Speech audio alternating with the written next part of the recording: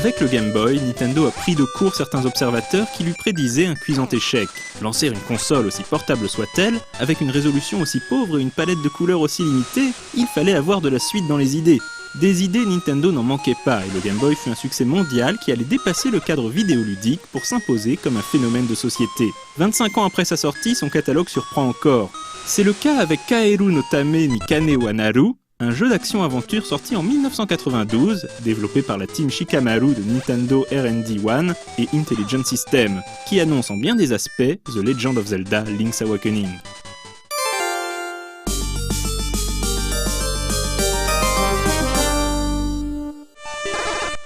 Le prince Richard et le prince Sablé sont amis mais rivaux depuis l'enfance. Richard possède un ascendant certain sur Sablé. Fin-là, mais grand orateur, il est respecté à travers tout le pays. Quand la princesse d'un royaume lointain crie à l'aide, Richard se met immédiatement en route avec l'espoir de la sauver le premier. Escrimeur du dimanche, Sablé n'entend pas baisser les bras et part explorer le pays. Alors qu'il poursuit un voleur, il tombe dans un puits et se transforme en grenouille. Sablé doit briser sa malédiction et sauver la princesse.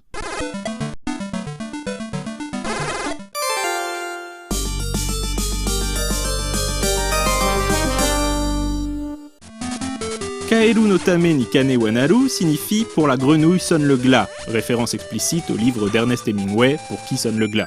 La mission principale est de soumettre la forteresse Éclair, divisée en plusieurs parties. Ces sections sont accessibles après avoir complété les différentes parties de l'histoire et débloqué de nouvelles capacités. Le château est donc un lieu à la croisée des quêtes, où le joueur revient régulièrement. Ce système de progression sera repris notamment par les deux Zelda sortis sur DS. L'essentiel de l'action se passe en vue aérienne, très similaire au jeu de rôle. Les ennemis sont visibles à l'écran et il suffit d'aller à leur rencontre pour les affronter. Le reste du jeu consiste en des phases de plateforme. Ces phases prennent place seulement dans les donjons. Sablé peut sauter et grimper aux échelles. Lors d'un duel, un nuage de poussière se forme. Le joueur n'a aucun moyen d'action et doit attendre l'issue de la bataille. Les boss posent cependant problème étant donné leur puissance supposée. Avant de partir les défier, Sablé doit donc s'armer et s'équiper au mieux. Un système de combat peu dynamique et qui exclut toute participation directe du joueur et toute notion d'adresse. Le joueur peut cependant influencer le résultat du combat en travaillant les statistiques de son personnage.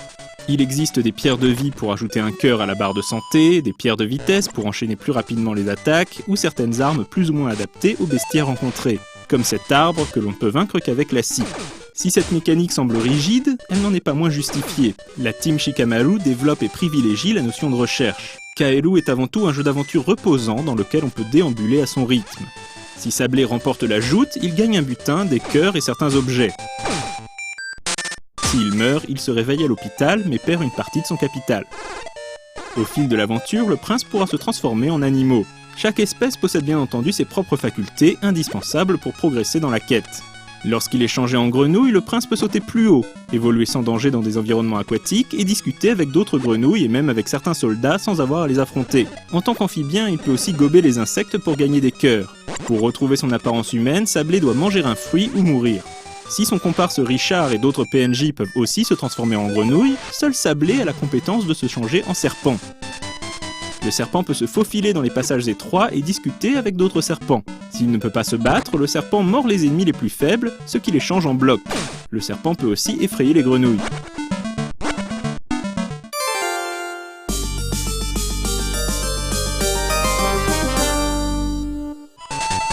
Comme on l'a déjà dit, Kaeru est développé par la team Shikamaru, une petite division de Nintendo Research and Development 1.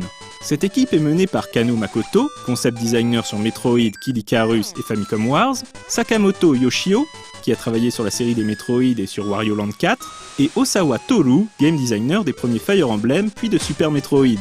Les musiques de Kaeru sont quant à elles l'œuvre de Totaka Kazumi, l'un des plus célèbres musiciens de la maison Nintendo. Il est l'auteur de plusieurs bandes originales célèbres comme celles de Super Mario Land 2, de Link's Awakening, de Yoshi's Story ou de Luigi's Mansion.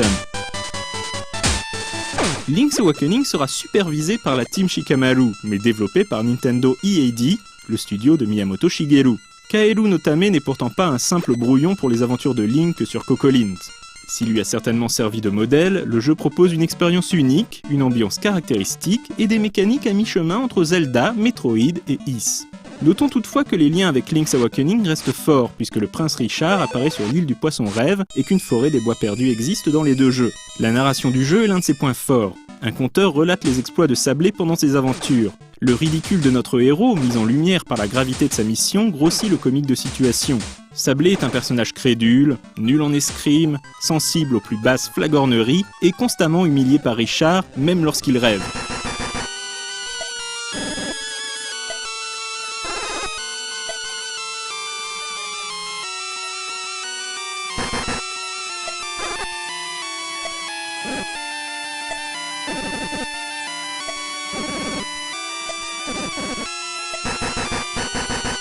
Le jeu mise donc en grande partie sur la qualité de son texte et son humour typique des JRPG de cette époque.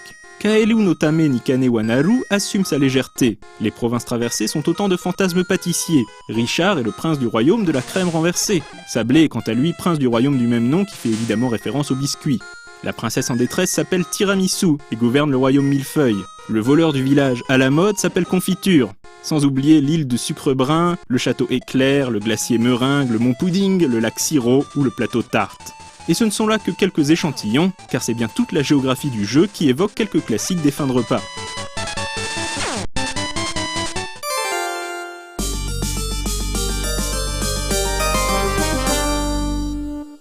Kaelu no Tame ni Kane wa Naru fait partie de ces titres oubliés de Nintendo. La firme n'y fait plus référence qu'au travers de rares caméos, par exemple dans Super Smash Bros. Brawl, où le prince Richard apparaît sous forme de statuette.